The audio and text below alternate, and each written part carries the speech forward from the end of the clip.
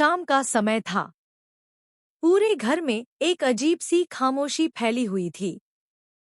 बाहर तेज हवा चल रही थी और आसमान में काले बादल मंडरा रहे थे। घर के अंदर ईशा बेचैनी से इधर-उधर टहल रही थी।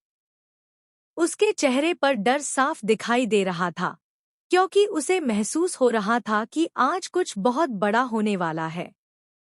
दूसरी तरफ सूरज भी बार-बार दरवाजे की तरफ देख रहा था।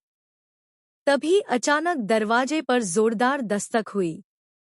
दस्तक इतनी तेज थी कि पूरे घर में सन्नाटा छा गया। ईशा घबरा गई और सूरज तुरंत दरवाजे की तरफ बढ़ा।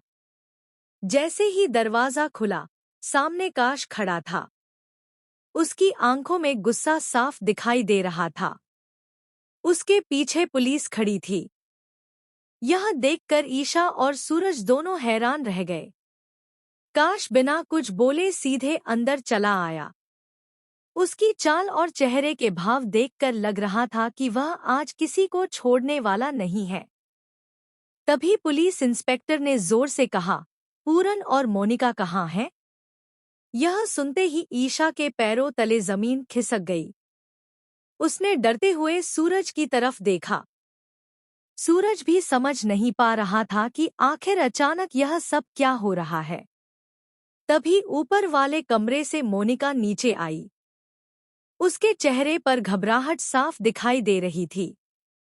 उसने जैसे ही पुलिस को देखा, उसके हाथ कांपने लगे। उसके पीछे पीछे पूरन भी नीचे आया, लेकिन वह खुद को संभालने की कोशिश कर रहा था। काश ने गुस्से में पूरन की तरफ उंगली उठाते हुए कहा, अब तुम्हारा खेल खत्म हो चुका है। बहुत झूठ बोल लिए तुम लोगों ने। अब सच सबके सामने आएगा। यह सुनकर पूरन के चेहरे का रंग उड़ गया। उसने खुद को बचाने की कोशिश करते हुए कहा, तुम गलत समझ रहे हो काश। हमने कुछ नहीं किया।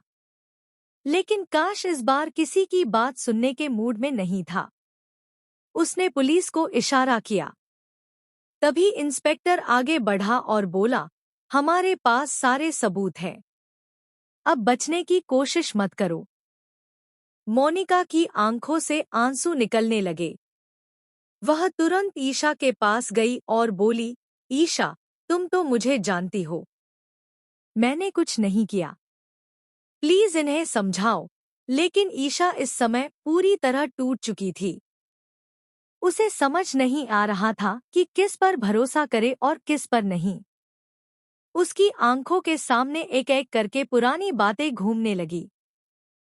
काश ने एक फाइल निकालकर सबके सामने फेंक दी।